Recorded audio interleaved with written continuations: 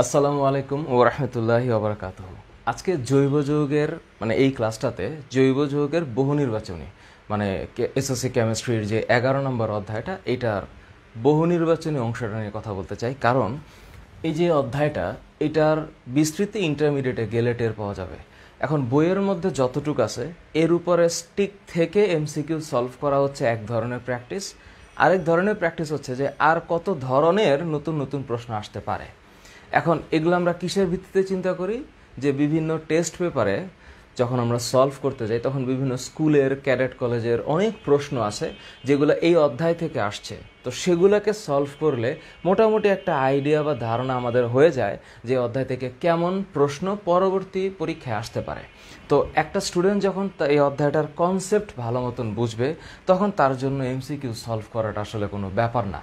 এবং এইটার উপর ভিত্তি করেই কিন্তু আজকে আমি ক্লাসটা করার চেষ্টা করব। এবং আমার কাছে একটা টেস্ট পেপার আছে, তোমরা যারা আমার এই সৃজনশীল সমাধান সহ এই এমসিকিউ সলভ সিরিজটা বা এই যে প্রক্রিয়াটা চলছে তোমরা যারা দেখছো তোমরা জানো যে এই ভিডিওগুলো একটু লম্বা লম্বা হয়ে যায়, কারণ অনেকগুলা এমসিকিউ থাকে, তার মধ্যে আমি গুটি কয়েক অ্যান্সার করার চেষ্টা করি। তো এই যে প্রথম প্রশ্নটা আমার কাছে যেটা আসছে সেটা ঢাকা বোর্ড 2020-এর, যে HCHO এই জলীয় দ্রবণ এই যৌগের বা এই যে কার্যকরী মূলক বিশিষ্ট যৌগগুলা HCHO। এখন আমি যখন দেখব যে আমার যে যৌগটা আছে হচ্ছে HCHO, তা আমি বুঝতেই পারছি এটা অ্যালডিহাইড। তো অ্যালডিহাইড HCHO, তো অ্যালডিহাইডের এটা প্রথম সদস্য। যেহেতু এক কার্বনের অ্যালডিহাইড হয় এটার নাম হচ্ছে মিথানেল বা ফর্মালডিহাইড। এই যে ফর্মালডিহাইড বা মিথানেল এটা হচ্ছে এক কার্বনের অ্যালডিহাইড। এই অ্যালডিহাইডের কি বলেছে, জলীয় দ্রবণকে নিম্ন চাপে উত্তপ্ত করলে কোনটি উৎপন্ন হয়? এখানে অ্যাকচুয়ালি একটা পলিমার উৎপন্ন হবে, এবং এই যে পলিমার, এই পলিমারটার নাম হচ্ছে ডেরলিন। ডেরলিন এখানে মাথায় রাখতে হবে যে এইটার যে পলিমার এটা হচ্ছে এরকম হবে CH2ON। কারণ কি, এই যে একটা কার্বন, দুইটা হাইড্রোজেন, একটা অক্সিজেন, তাহলে CH2ON এটা হচ্ছে এটার পলিমার। তার মানে এইটা যদি হয় ফর্মালডিহাইড বা এটাকে আমি জানি যে এটা হচ্ছে মিথানেল, তাহলে মিথানেলের যেই পলিমার এইটার নাম হচ্ছে ডেরলিন। ডেরালিন না, এটাকে বলা হয় হচ্ছে DERLIN, ডেরলিন। তার মানে আমার প্রথম এমসিকিউতে আমাদের এটা মনে রাখতে হবে, যেমন ইথিনের পলিমার পলিথিন, ভিনাইল ক্লোরাইডের পলিমার পলিভিনাইল ক্লোরাইড, টেট্রাফ্লোরোইথেনের polymer PTFE, polytetrafluoroethene, that is Teflon. সুতরাং এইরকমভাবে এই যে মিথানেল এটার যে পলিমার ডেরলিন এটা মনে রাখা লাগবে। তাহলে এটা হচ্ছে ডেরলিন। ওকে, এটা হচ্ছে প্রথম কোয়েশ্চেনের অ্যান্সার। দ্বিতীয় কোয়েশ্চেন বলেছে কেরোসিন ও মোমের মূল উপাদান কোনটি? কেরোসিন। কেরোসিন কি আসলে? কেরোসিন তো একটা হাইড্রোকার্বন। কেরোসিন C12H26 থেকে C15H35, এটা হচ্ছে কেরোসিন। তো কেরোসিনের ক্ষেত্রে আমরা জানি যে এটা কিন্তু কি আছে, মূল উপাদান কি আছেই তো দুইটা জিনিস, কার্বন আর হাইড্রোজেন। আর যদি আমি মোমের কথা বলি, পেট্রোলিয়াম ওয়াক্স, এটারও তো হাইড্রোকার্বন ছাড়া আর কিছু না। তো মোমের সাধারণ সংকেত কি? CnH2n+2, তার মানে এটা অ্যালকেন, এটাও অ্যালকেন।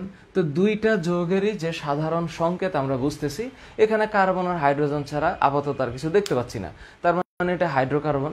তাহলে এখানে যে কোয়েশ্চেনটা, যে ঢাকা বোর্ড 2020-এরই প্রশ্ন, কেরোসিন ও মোমের মূল উপাদান কোনটি, এটার অ্যান্সার হচ্ছে হাইড্রোকার্বন। পরের কোয়েশ্চেন, পেন্টেন যৌগের স্ফুটনাঙ্ক কত? এটা একদম মুখস্থ, তোমাদের বইয়ের মধ্যে সম্ভবত আছে। তো তোমরা যারা বইটা ভালো মতো পড়ছো, তোমাদের কেমিস্ট্রির বইটা যারা ভালো মতো পড়ছো, এই বইটা পড়ে জৈব যৌগের ক্ষেত্রে আসলে এটা অবশ্য যথেষ্ট না, আরও বেশি পড়া লাগবে। এই বইটাতে তোমরা জৈব যৌগের যে অধ্যায়টা, অর্থাৎ 11 নম্বর অধ্যায়, যেটাকে তোমরা খনিজ সম্পদ জীবাশ্ম বলে জানো, এই অধ্যায়ের পড়া আরও অনেক বেশি। তবে এখানে যতটুকু আছে এটাকে আমি যদি কল্পনা করে নিচ্ছি যে এইটা এতটুকুর ভিত্তিতে আমি পড়ব, তাহলে আমাকে মনে রাখতে হবে যেখানে আছে সম্ভবত কোনো এক জায়গায় যে পেন্টেন, এটার সংকেত হচ্ছে C5H12, পেন্টেন। এবং এটার কি বলছে, এটার কি স্ফুটনাঙ্ক? স্ফুটনাঙ্ক হচ্ছে 36.1 ডিগ্রি সেলসিয়াস। তাহলে এটার যে বয়েলিং পয়েন্ট এটা হবে 36.1 ডিগ্রি সেলসিয়াস। মন থাকবে? থাকবে, তোমাদের না মনে রাখার কোনো কারণ নাই। পিভিসি এটার মনোমার কোনটি? এটা রাজশাহী বোর্ড 2020-এর প্রশ্ন। পিভিসি তোমরা জানো, এটা তোমরা পলিমারকরণ বিক্রিয়াতেই পড়ছো। তো পিভিসি মানে হচ্ছে পলিভিনাইল ক্লোরাইড। তো পলিভিনাইল তার মানে এটার মনোমার ভিনাইল ক্লোরাইড হবে। তোমরা নিশ্চিতভাবে জানো যে মনো মানে এক, আর যখন আমি এখানে মার শব্দটা উল্লেখ করব এটা হচ্ছে একক অণু। তো অনেকগুলা একক অণু যখন একসাথে হয় তখন এই নাম্বার অফ অণু একসাথে হয়ে এটা কি হয়? পলিমার। তো আমরা জানি যে অনেকগুলা অ্যামাইনো অ্যাসিড একসাথে হইলে এটা প্রোটিন হবে। তো অনেকগুলা ইথিন একসাথে হইলে পলিথিন হবে। অনেকগুলা ভিনাইল ক্লোরাইড একসাথে হইলে পলিভিনাইল ক্লোরাইড হবে। তো এখানে কি বলছে? ভিনাইল ক্লোরাইডের সংকেত কি? এটা তো একটা অ্যালকিন, তাই না? তাহলে এটার সংকেত হচ্ছে C double bond C CL. এটা তার মানে এর দুই হাত, তাহলে এখানে হবে 2 কার্বন, তো এখানে হবে এইচ, এই CH2 CHCl, সম্ভবত এইটাই হচ্ছে কি এখানে, তাই তো পিভিসি পলিভিনাইল ক্লোরাইড।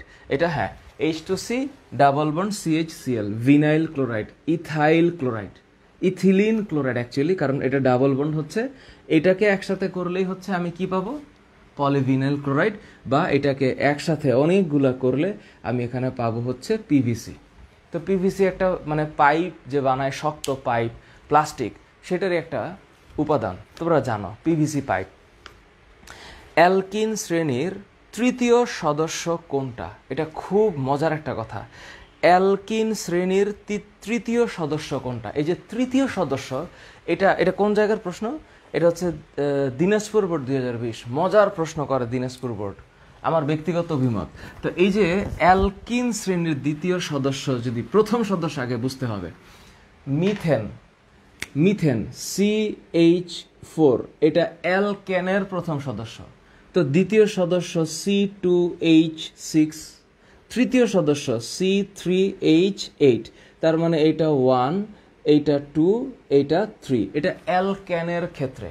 কিন্তু অ্যালকিন এক কার্বন দিয়ে শুরু হইতে পারে না। অ্যালকিন হওয়ার জন্য ন্যূনতম 2টা কার্বন লাগবে, ন্যূনতম। তার মানে এই 2টা কার্বন হইলে বাকি যেই 2টা হাত হাইড্রোজেন, এইটা হচ্ছে অ্যালকিনের প্রথম সদস্য। তার মানে অ্যালকিনের প্রথম সদস্যটাই হচ্ছে ইথিন। এখানে যেমন মিথেন, এখানে কিন্তু মিথিন হইতে পারবে না, এখানে ইথিনই হবে। সুতরাং অ্যালকিনের প্রথম সদস্য যদি ইথিন হয়, দ্বিতীয় সদস্য প্রোপিন, তৃতীয় সদস্য হচ্ছে বিউটিন। এই জায়গাটা একটা মজার ব্যাপার। সুতরাং এটা যদি C2H4 হয়, দ্বিতীয় সদস্য হচ্ছে C3H6, তার মানে তৃতীয় সদস্য হচ্ছে C4H8। তাহলে অ্যালকেন শ্রেণীর তৃতীয় সদস্য প্রোপেন হইলেও অ্যালকিন শ্রেণীর তৃতীয় সদস্য প্রোপিন হবে না, হবে হচ্ছে বিউটিন। এই জায়গাটা একটা মজার ব্যাপার।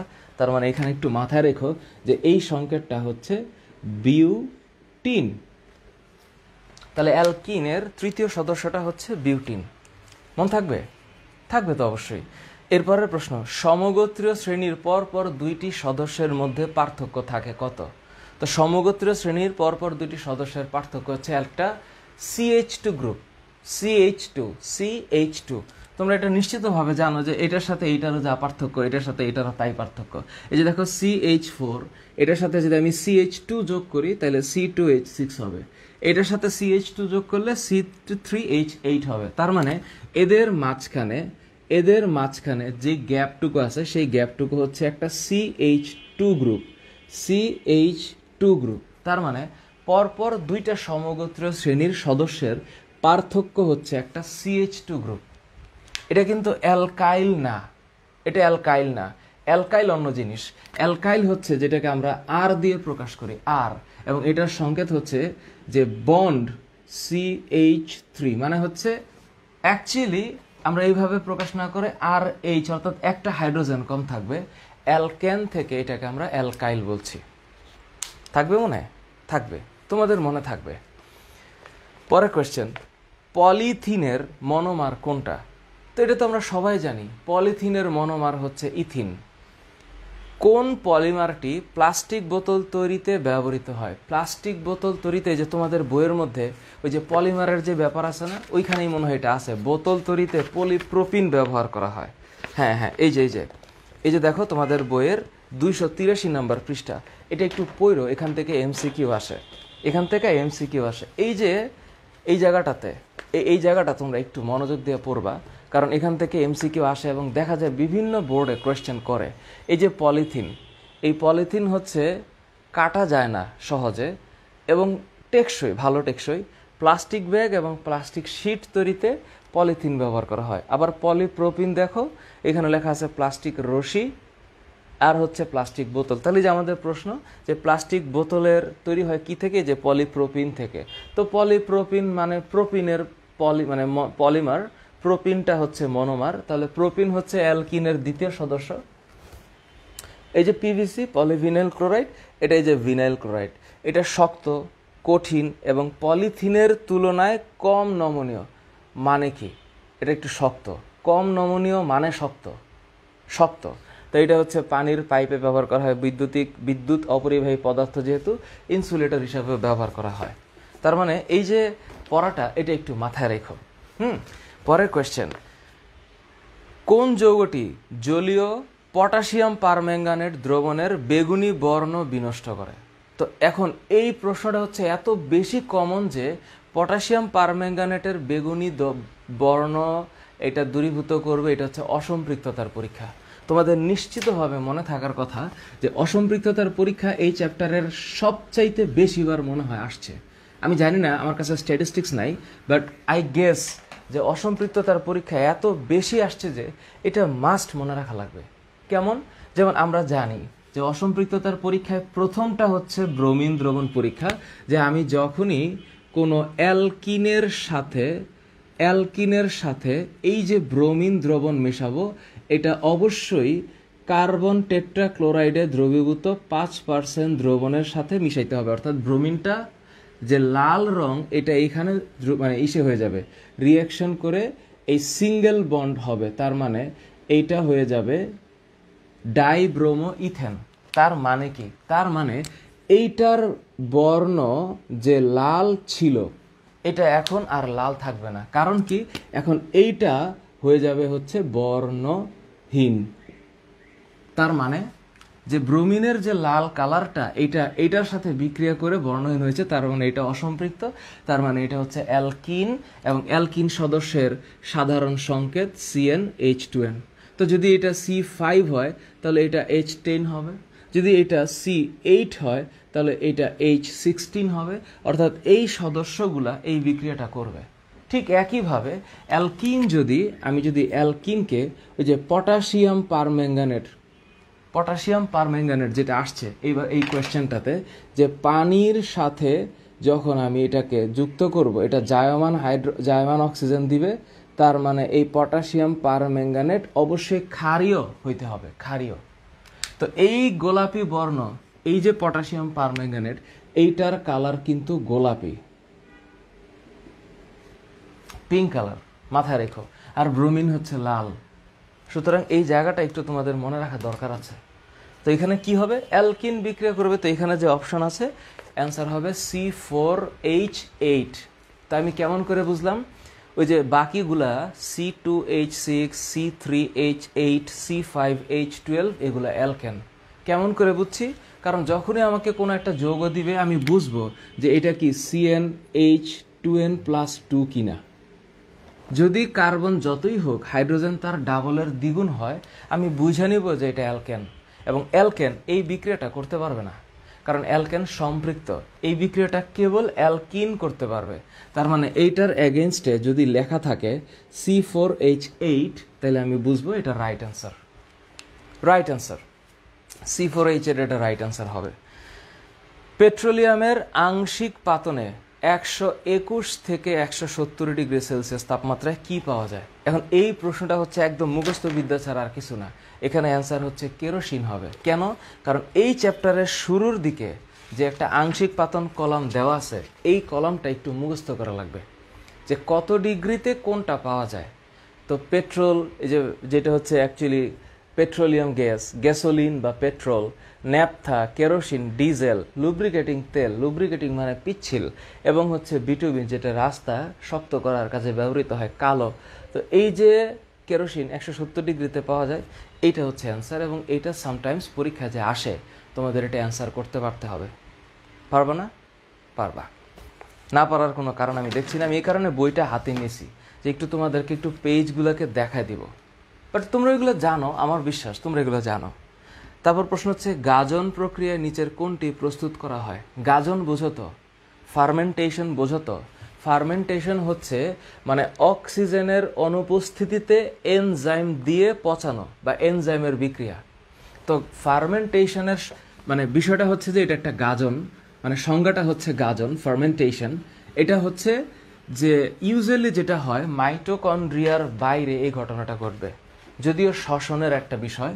যখন মানে গ্লুকোজ C6H12O6 এই যে গ্লুকোজ, এই গ্লুকোজের মানে অক্সিজেন অনুপস্থিত, এটা হচ্ছে প্রথম কথা। অক্সিজেন অনুপস্থিত, অক্সিজেনের অনুপস্থিতিতে জাইমেজ এনজাইম কাজ করবে, জাইমেজ এনজাইম, এবং এটা মাইটোকন্ড্রিয়ার বাইরে হবে। অর্থাৎ এই ঘটনাটা আউটসাইড অফ মাইটোকন্ড্রিয়া। আমি হচ্ছে খুব সংক্ষেপে লিখছি, কিন্তু এইটার ব্যাখ্যা আরও বেশি। এই গ্লুকোজ কি পরিণত হবে? অ্যালকোহলে। তো সেই অ্যালকোহলটা কি? CH3CH2OH, এটা হচ্ছে ইথানল অথবা ল্যাকটিক অ্যাসিডও হইতে পারে। তুমি আপাতত মনে রাখো যে এইটা হচ্ছে কি? গ্লুকোজ 6 কার্বন, এটা হচ্ছে অ্যালকোহল। এটা কি হবে? এটাই হচ্ছে ফার্মেন্টেশন। তাহলে এখানে যে প্রশ্ন করছে গাজন প্রক্রিয়ায় নিচের কোনটি প্রস্তুত করা হয়, এখানে অ্যান্সার হচ্ছে ইথানল। সুতরাং গাজন প্রক্রিয়ার রেজাল্ট বা গাজন প্রক্রিয়ায় পাওয়া যায় এটা হবে ইথানল। কোত্থেকে? গ্লুকোজ থেকে। তার মানে গ্লুকোজ অক্সিজেনের অনুপস্থিতিতে এনজাইমের ক্রিয়ার ফলে পরিবর্তিত হয়ে গ্লুকোজ এই যে তোমার ইথানলে পরিণত হয়।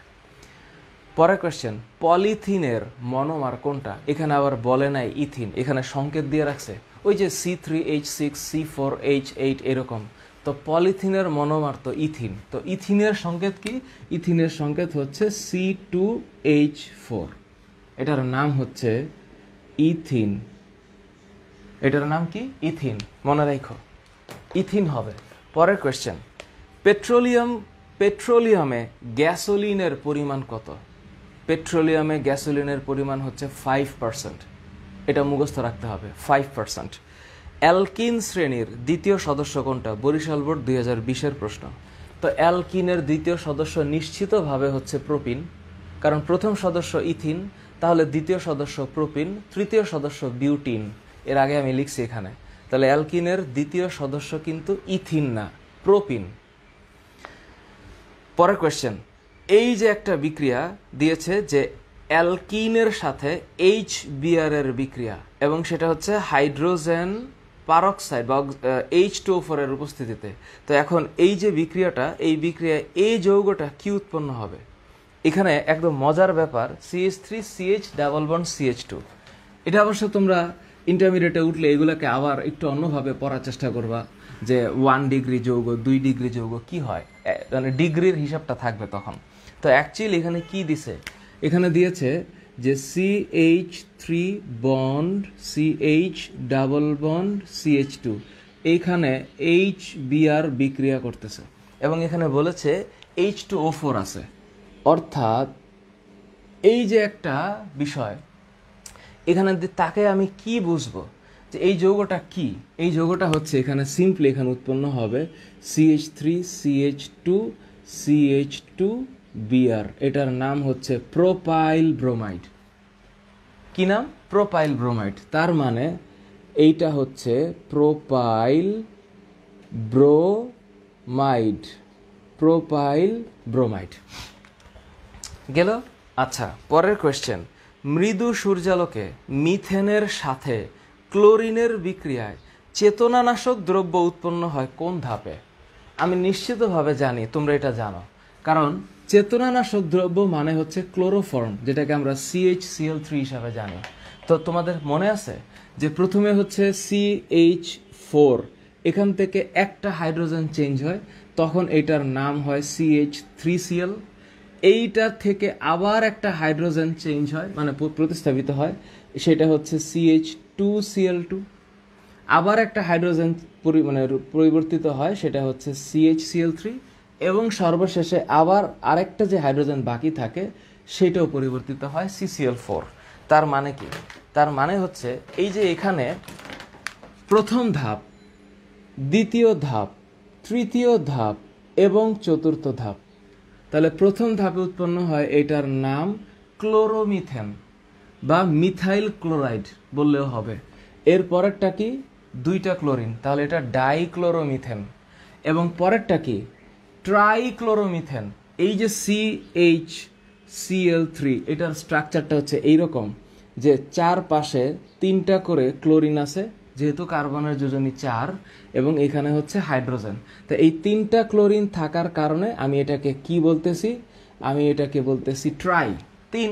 তাহলে এটার নাম হচ্ছে ট্রাইক্লোরোমিথেন। আবার ওইটার অবস্থা কি? এইখানে হচ্ছে কার্বনের সাথে 4টা ক্লোরিন আছে, যেহেতু 4টা ক্লোরিন, এই হাইড্রোজেনটাও ক্লোরিন দিয়ে প্রতিস্থাপিত হয়।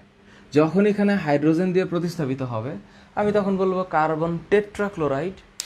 তো এই CCl4 হচ্ছে কার্বন টেট্রাক্লোরাইড, আর CHCl3 হচ্ছে ট্রাইক্লোরোমিথেন।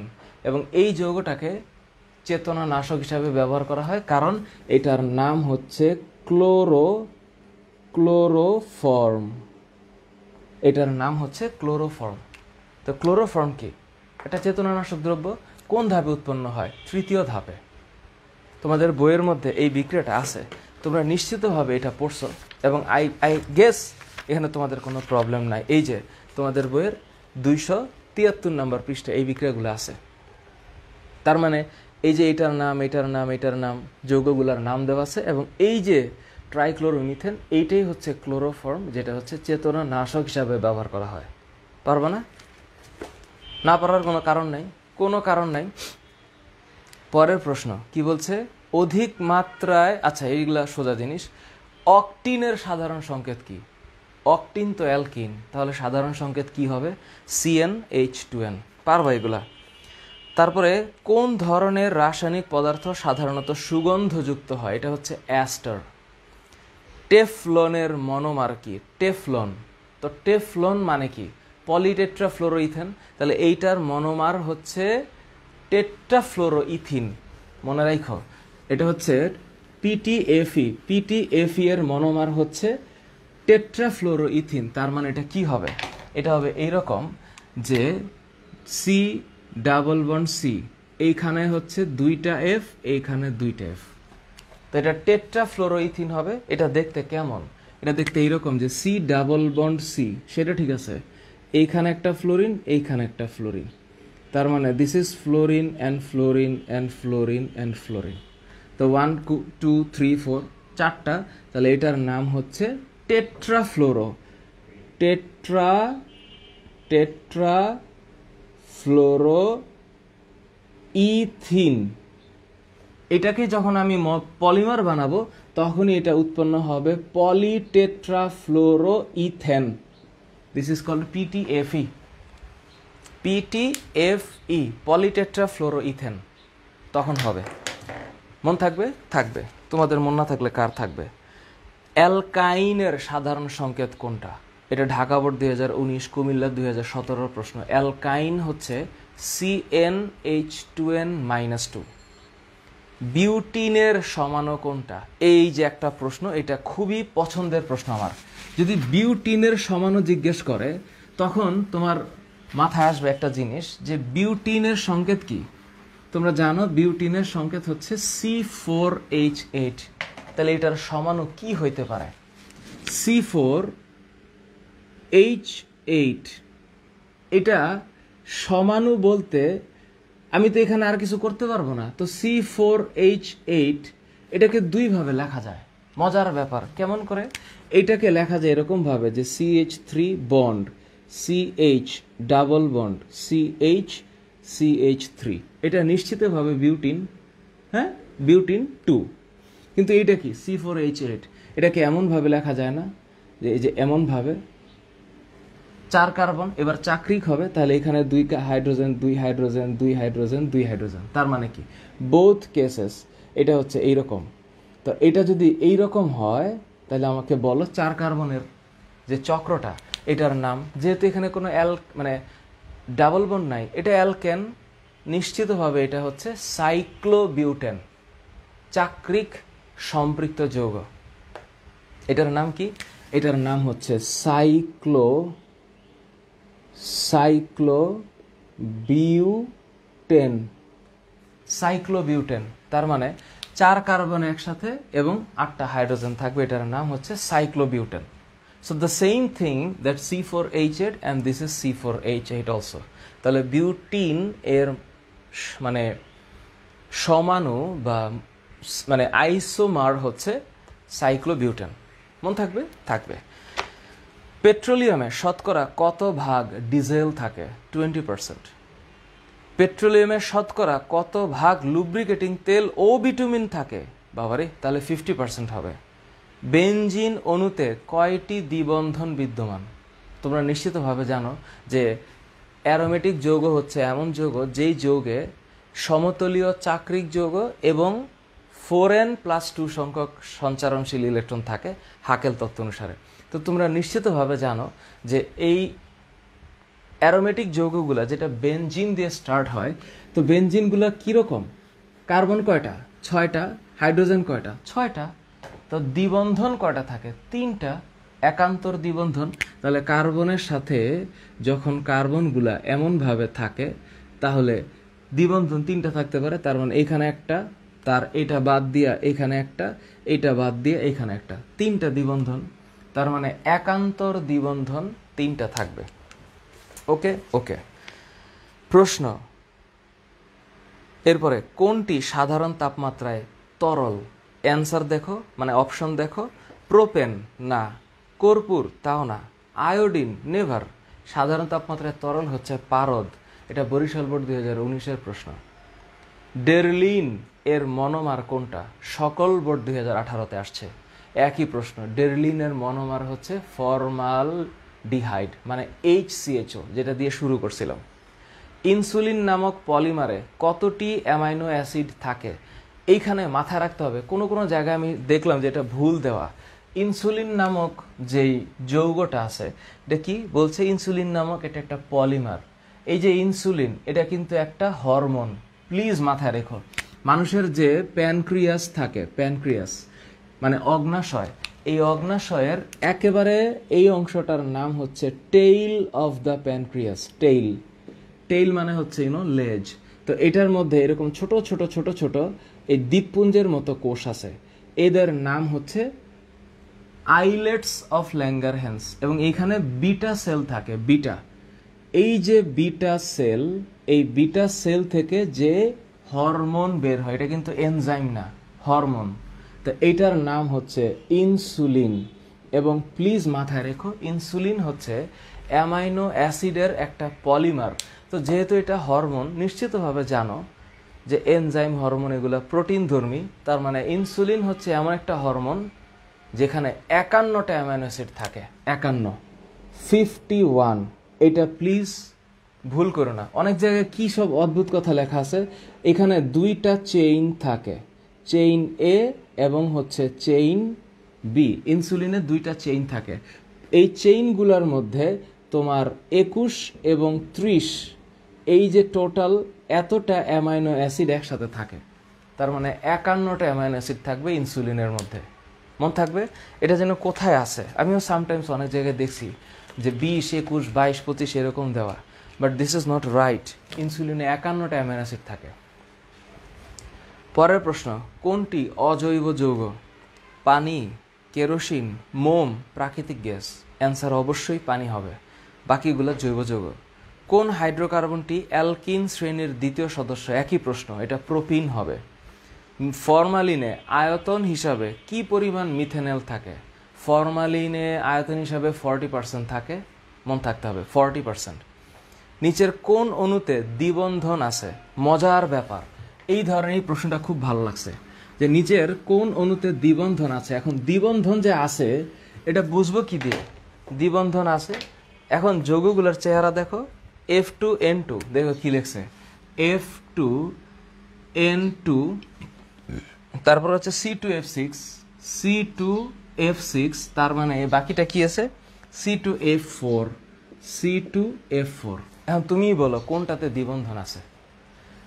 এই ফ্লোরিনে না, ফ্লোরিনে হচ্ছে F সিঙ্গেল বন্ড F। কেন?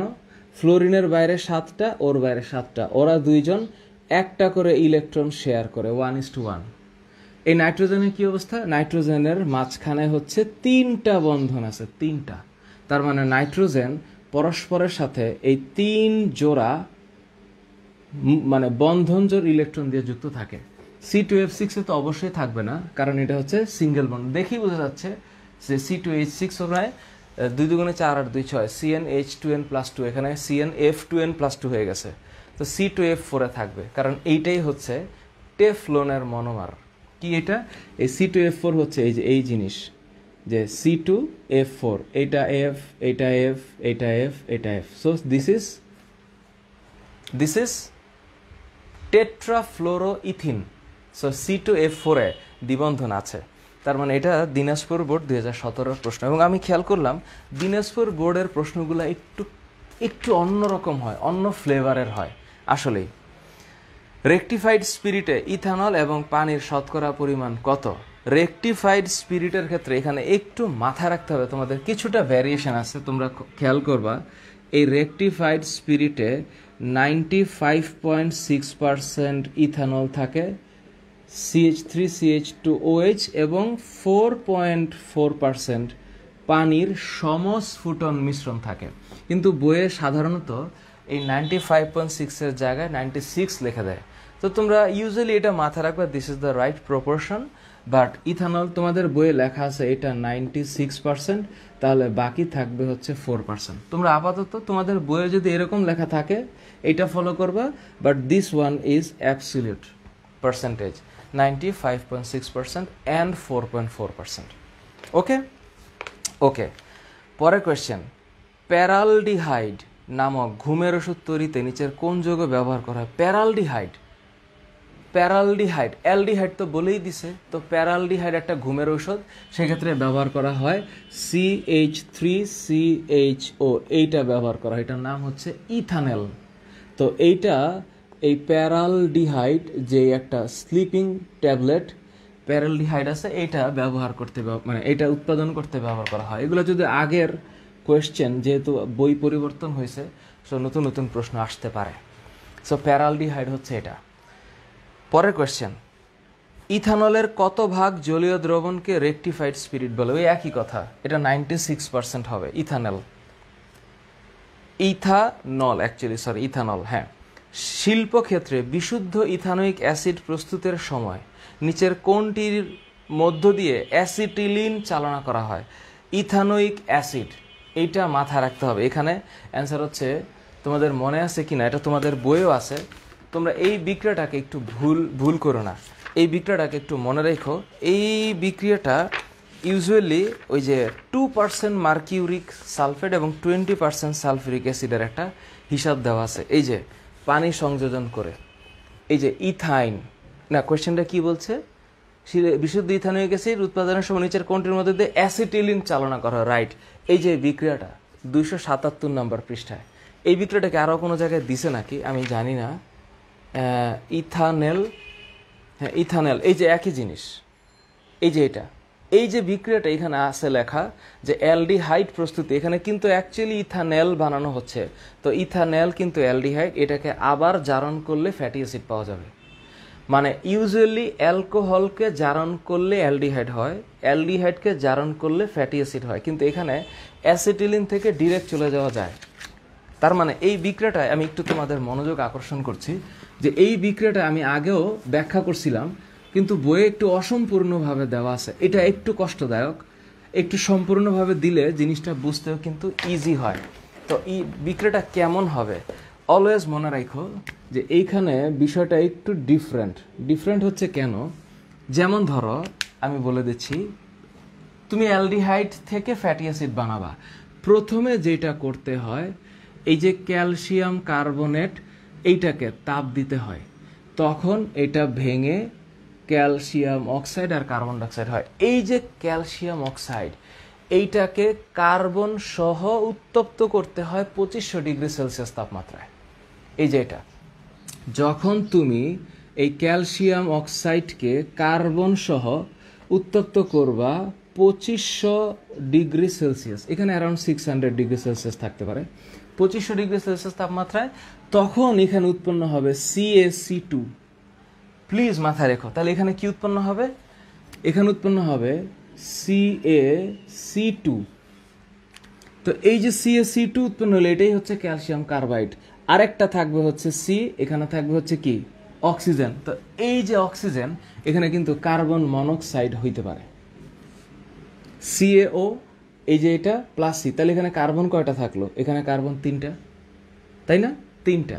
এই যে 3টা কার্বনের সাথে ওকে যুক্ত করা হলো। এখন এই যে ক্যালসিয়াম কার্বাইড, এইখানে ফোটায় ফোটায় পানি বা আর্দ্র বিশ্লেষণ করলে এখন উৎপন্ন হবে হচ্ছে এই সি, যেটা এখানে ছিল, এই যে সি, হ্যাঁ, এই যে ক্যালসিয়াম কার্বাইড থেকে সি, এই সির সাথে এখন এই যে ক্যালসিয়ামটা যুক্ত হবে CaC2। তো এই CaC2-র সাথে যখন আমি ওয়াটারটাকে মেশাবো, এই তখন মাথায় রেখো এই জায়গায় ওই যে C2Ca এখানে উৎপন্ন হইলো, এটা কিন্তু আমি এখানে লিখছি। এখন যখন এই যে পানি দিব, তোমাদের বইয়ের মধ্যে লেখা আছে কই যেন, যে ইথাইন। তো এই ইথাইন, আমি এখানে ইথাইন উৎপন্ন করতেছি, তার মানে এই CaC2-র সাথে এটা দিলে কি হবে? এই যে HC ট্রিপল বন্ড CH হবে। এটা যেভাবে যুক্ত ছিল, এটা এখন পুনর্বিন্যস্ত এরকম হবে। আর বাকি থাকবে ক্যালসিয়াম হাইড্রোক্সাইড, তার মানে এখানে থাকবে হচ্ছে ক্যালসিয়াম হাইড্রোক্সাইড, তার মানে এটা 2 মোল। এখন ওই যে ইথাইন, এইবার আসো CH triple bond CH acetylene, এই অ্যাসিটিলিনে এখন ওই যে দেখো পানি দিচ্ছে, পানি দিয়ে এইবার মনে রাখো 2% মার্কিউরিক, 20% সালফিউরিক অ্যাসিড এবং 80 ডিগ্রি সেলসিয়াস, এই টেম্পারেচারটা দিলে এখন তোমার ইথানল উৎপন্ন হবে। তার মানে CH3CHO ইথানল। এই ইথানলকে আমি আবার যদি জারণ করি, দেন CH3 বন্ড CHO, এইটাকে আমি জারণ করব পটাশিয়াম পারম্যাঙ্গানেট অথবা পটাশিয়াম ডাইক্রোমেট দিয়ে সালফিউরিক অ্যাসিডের উপস্থিতিতে, তাহলে এখানে উৎপন্ন হবে CH3COOH। তার মানে কি? আমি প্রশ্নটা কি ছিল? প্রশ্নটা কই ছিল? প্রশ্নটা ছিল এরকম যে শিল্পক্ষেত্রে বিশুদ্ধ ইথানোয়িক অ্যাসিড উৎপাদনের সময় চট্টগ্রাম বোর্ড 2017-র প্রশ্ন, উৎপাদনের সময় নিচের কোনটির মধ্যে দিয়ে অ্যাসিটিলিন চালনা করা হয়? এই যে অ্যাসিটিলিনকে চালনা করতে হবে 2% মার্কিউরিক সালফেট বা মার্কিউরিক আয়ন এবং 20% সালফিউরিক অ্যাসিডের মধ্যে দিয়ে। এখন এটা যে অ্যাসিটিলিন, এটা আসছে কোত্থেকে? এই যে এখান থেকে। তার মানে এই বিক্রিয়াগুলো হচ্ছে অ্যাসিটিলিন উৎপাদন বিক্রিয়া, যে এটা, সেই অ্যাসিটিলিনকে আমি কি করলাম? এটার সাথে বিক্রিয়া করাইলাম, তখন এটা ইথানল হইল।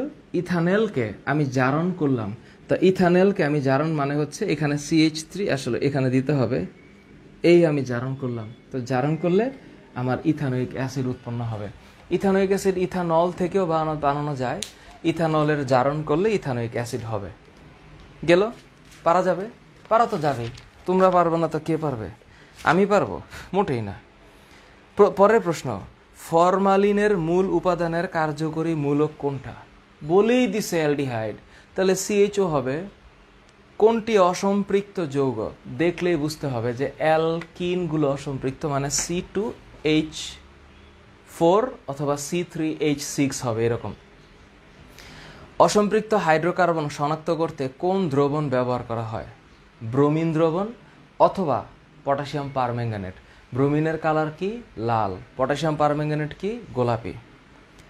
ডেরলিনের মনোমার কোনটা? একই জিনিস, HCHO, মানে ফর্মালডিহাইড। তারপরের প্রশ্ন কি? জেট ইঞ্জিনে জ্বালানি হিসাবে কোনটি ব্যবহার করা হয়? জেট ইঞ্জিনে জ্বালানি হিসাবে কেরোসিন ব্যবহার করা হয়। প্লিজ মাথায় রেখো, জেট ইঞ্জিন ফুয়েল হচ্ছে কেরোসিন। পরের প্রশ্ন, ইথাইল ক্লোরাইড ও সোডিয়াম হাইড্রোক্সাইডের অ্যালকোহলীয় দ্রবণের বিক্রিয়ায় নিচের কোনটি উৎপন্ন হয়? এইবার কিন্তু একটা মজার ব্যাপার আছে এখানে। এইবার কিন্তু এটা মুছে দিলাম। এইবার একটা মজার ব্যাপার আছে, কারণ এইখানে সিমিলার ক্যাটাগরির রিয়াকশন, বাট দুইটার মধ্যে একটু পার্থক্য আছে। এই পার্থক্যটা তোমাদের মনে রাখা লাগবে এমসিকিউর জন্য এবং অবশ্যই সিকিউর জন্য। যে আমি যদি বলি যে ধরো CH3CH2 Br মানে ইথাইল ব্রোমাইড, এইটাও যদি আমি লিখি যে CH3CH2 Br ব্রোমাইড।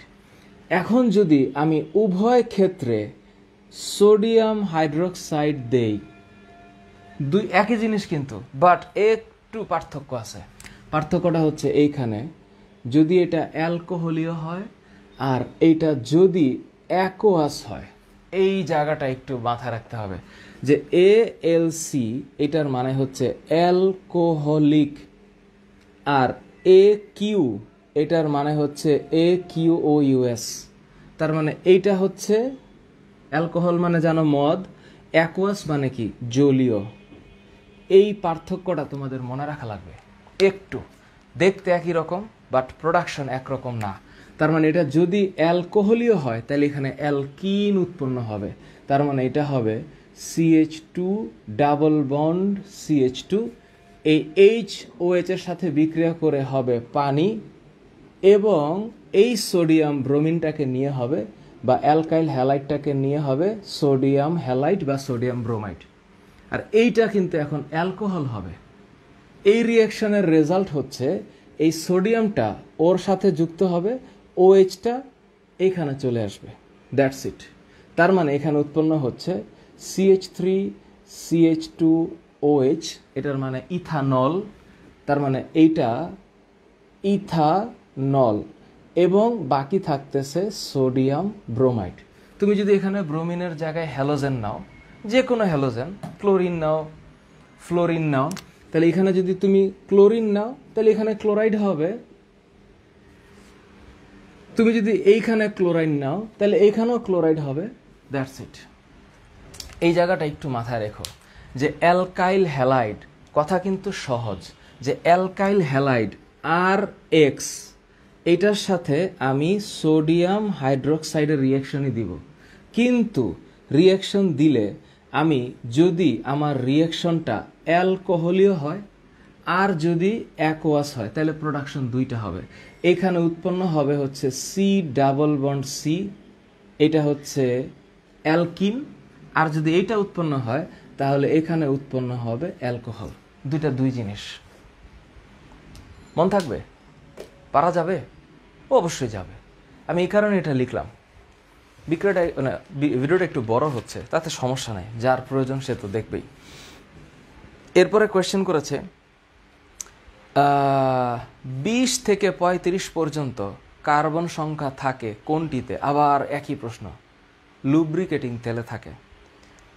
লুব্রিকেটিং তেলে কার্বন সংখ্যা কত? ওই একই কথা, 20 থেকে 35। পেট্রোলিয়ামে শতকরা কত ভাগ এলপিজি থাকে? এলপিজি মানে লিকুইফাইড পেট্রোলিয়াম গ্যাস, তাহলে থাকে 2%।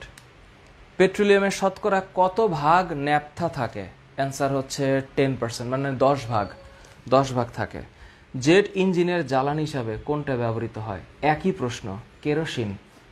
কোনটি পেট্রোকেমিক্যাল শিল্পের জন্য তাৎপর্যপূর্ণ? এটাকে বলা হয় প্রভাবকীয় তাপীয় বিয়োজন বা ক্যাটালাইটিক পাইরোলাইসিস, অনুঘটকীয় পাইরোলাইসিস। আচ্ছা, এটা মনে রাখতে হবে। ন্যাপথলিনে কার্বন সংখ্যা কয়টা? 10টা। ন্যাপথলিনে কয়টি কার্বন কার্বন ডাবল বন্ড বিদ্যমান? কয়টি কার্বন কার্বন? তাহলে 10 হলে 5টা। কোন রাসায়নিক পদার্থটি চেতনানাশক হিসাবে ব্যবহার করা হয়? ক্লোরোফর্ম। সুগন্ধি তৈরিতে কোনটি ব্যবহৃত হয়? সুগন্ধি তৈরিতে অ্যালকোহল ব্যবহৃত হয়। Alcohol, ROH। অ্যালকিনের ক্ষুদ্রতম সদস্য কোনটা? নিশ্চিতভাবে ইথিন। ড্রাই ওয়াশে কার্বন টেট্রাক্লোরাইড ব্যবহৃত হয় কি হিসাবে? মনে রাখবা, ড্রাই ওয়াশে CCl4 এই CCl4 এটা দ্রাবক হিসাবে ব্যবহৃত হয়। CCl4টা দ্রাবক হিসাবে ব্যবহৃত হয়। আচ্ছা, এরপরে তোমাদেরকে আরও কিছু প্রশ্ন আছে যেগুলো আলোচনা করতেই হচ্ছে, এবং এটা নিশ্চিতভাবে সিরিয়াস, কারণ পরীক্ষায় তোমরা যারা একটু সিরিয়াস যে একেবারে MCQতে তোমরা কোনো মিস্টেক করতে চাও না, তোমরা চাও যে MCQটা একেবারে 100% কনফার্ম করতে, তারা নিশ্চিতভাবে জানো একটা MCQ ভুল করা যাবে না। এই যে এখানে সিলেট সরকারি পাইলট উচ্চ বিদ্যালয়ে একটা প্রশ্ন দিয়েছে, দেখো আলাপ না করে পারছি না, চিত্রটা হচ্ছে এইরকম এইরকম এইরকম এইরকম এইরকম, এখানে একটা দাগ, এখানে একটা দাগ, বলছে এই যৌগের নাম কি? তুমি এখন আমাকে বলো এই যৌগের নাম কি? তুমি জানো এই চেহারাটা দেখলে কি বুঝবা? আমি জানি এখানে 1 কার্বন 2 কার্বন 3 কার্বন 4 কার্বন, নিশ্চিতভাবে 4 কার্বন। তো 4 কার্বনের মধ্যে আবার 2টা ডাবল বন্ড আছে, তার মানে কি? এটা নিশ্চিতভাবে একটা চক্রীয় যৌগ, চাক্রিক যৌগ। বিউটা 2টা ইন আছে, তাহলে এই যৌগের নাম হবে সাইক্লো, দেখো সাইক্লো বিউটা ডাই ইন, এবং নামের মাঝখানে কোনো গ্যাপ থাকবে না। এই যে নামের মাঝখানে কোনো গ্যাপ থাকবে না, এটা হচ্ছে সাইক্লো বিউটা ডাইন। অদ্ভুত। এরপরের কোয়েশ্চেন, ক্যালসিয়ামের কোন যৌগ থেকে হাইড্রোকার্বন প্রস্তুত করা যায়? ক্যালসিয়ামের যে যৌগটা থেকে হাইড্রোকার্বন বানানো যায়, এটা আমি একটু আগের বিক্রিয়া লিখেছি, এটার নাম হচ্ছে ক্যালসিয়াম কার্বাইড, CaC2। ওই CaC2 থেকে অ্যাসিটিলিন পাওয়া যাবে, CH ট্রিপল বন্ড CH। ওকে ওকে। পরের প্রশ্ন, ইথার, ইথার এর কার্যকরী মূলক কোনটা? অক্সফোর্ড মিশন হাই স্কুল বরিশালের, এটা হচ্ছে ROR। যখনই তুমি দেখবা যে ROR অর্থাৎ 2টা অ্যালকাইল এর মাঝে অক্সিজেন থাকবে, এটার নাম হচ্ছে ইথার। সুতরাং এই কার্যকরী মূলকটা হচ্ছে ইথার, কোনো সন্দেহ নেই, নাই কোনো সন্দেহ। কোনটি অ্যালকাইল মূলকের সাধারণ সংকেত? এটা হচ্ছে রাজগুপ্তরা মডেলের কোয়েশ্চেন। অ্যালকাইল তো আমরা জানি কি, CnH2n+1, এইটাই হচ্ছে অ্যালকাইল। কেন? কারণ আমি জানি যে CnH2n+2 এটা হচ্ছে আমার অ্যালকেন, তো অ্যালকেন থেকে একটা হাইড্রোজেন চলে গেলে এটা 1 হবে, নিশ্চিতভাবে এটা অ্যালকাইলের সাধারণ সংকেত। ওকে। এরপরের প্রশ্ন, এবার আরেকটা ভিক্টোরিয়াস স্কুলে একটা খুব সুন্দর প্রশ্ন দিয়েছে, এইরকম একটা চিত্র, এই চিত্রটাই দিয়েছে, কিন্তু কেমন করে দিয়েছে জানো? এটা দিয়েছে এরকম ভাবে যে এই দিয়ে হচ্ছে একটা বক্স বানায়, এইখানে একটা ডাবল বন্ড, এইখানে একটা ডাবল বন্ড, এটা দিয়েই ক্ষান্ত হয়নি, এখানে ছিল 1 1 2 3 4। এটার নাম কি? ওরা অপশনে কি দিছে জানো? ওরা দিছে সাইক্লোবিউটিন, 1,2 সাইক্লোবিউটাডাইন, 3,4 সাইক্লোবিউটাইন, তারপরে দিয়েছে 1,3 সাইক্লোবিউটাডাইন। তুমি আমাকে বলো কি হবে এটা? এখন বুঝতেই আমি পারতেছি যে 1 এবং 3 নাম্বার কার্বনে 2টা ডাবল বন্ড আছে, তাহলে যেহেতু নাম্বারিং করে দিছে সেই অনুপাতে আমাকে নেমিং করতে হবে, তাহলে এটা হবে 1,3 1,3 সাইক্লো বিউটাডাইন, এই হচ্ছে এটার নাম। তোমাদের পরীক্ষায় যদি একটু অন্যরকম প্রশ্ন, যদি অন্যরকম বলতে we are trying to B different here, so 1,3 হবে এটা, 1 2 3 4 না, 1 এবং 3 এই কার্বনের ডাবল বন্ড আছে, তাহলে এটা সাইক্লো বিউটাডাইন, এইটাও ঠিক আছে, যেহেতু নাম্বারিং করা নাই আমি বলি নাই, বাট এখানে যেহেতু নাম্বারিং করে দেওয়া আছে, so I shall definitely follow the IUPAC rules. গেল। এরপরের প্রশ্ন করছে, মোম কোন জাতীয় পদার্থ? হাইড্রোকার্বন। নিচের কোনটির বর্ণ লাল? সবাই জানি আমরা, ব্রোমিন হবে। অ্যালকিনের সাধারণ সংকেত কোনটা? জানি, CnH2n। পরের কোয়েশ্চেন, অ্যালকাইনে কি থাকে? Jalalabad cantonment school and college, Sylhet. অ্যালকাইনে থাকে কার্বন কার্বন ত্রিবন্ধন। পেন্টিনকে সম্পূর্ণরূপে অক্সিজেনে দহন করতে কত গ্রাম অক্সিজেন প্রয়োজন? এটা কোথায়? ভিকারুনেসা কোয়েশ্চেন। দেখো কত মজার প্রশ্ন করছে। পেন্টিনকে দহন করলে, সম্পূর্ণরূপে দহন করলে কত গ্রাম অক্সিজেন লাগবে? ভাবা যায় বিষয়টা? প্রশ্নটার ধরনটা খুব সুন্দর।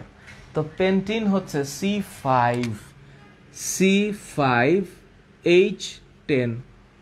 এখন এটাকে যদি আমি এখন দহন করি তাহলে নিশ্চিতভাবে আমি জানি যে এটা কার্বন ডাইঅক্সাইড গ্যাস হবে আর হচ্ছে জলীয় বাষ্প হবে।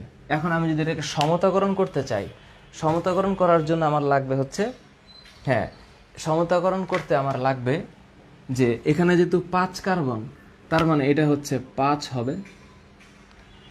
এখানে যেহেতু 10 হাইড্রোজেন, তাহলে এখানে 10 হবে। সরি, ওইটা তো 5 হবে, যেহেতু হাইড্রোজেন এখানে 2 আছে। যেহেতু হাইড্রোজেন এখানে 2, তাহলে 5 দুগুণে 10 হবে। প্রশ্নটা হচ্ছে তাহলে অক্সিজেন কয়টা?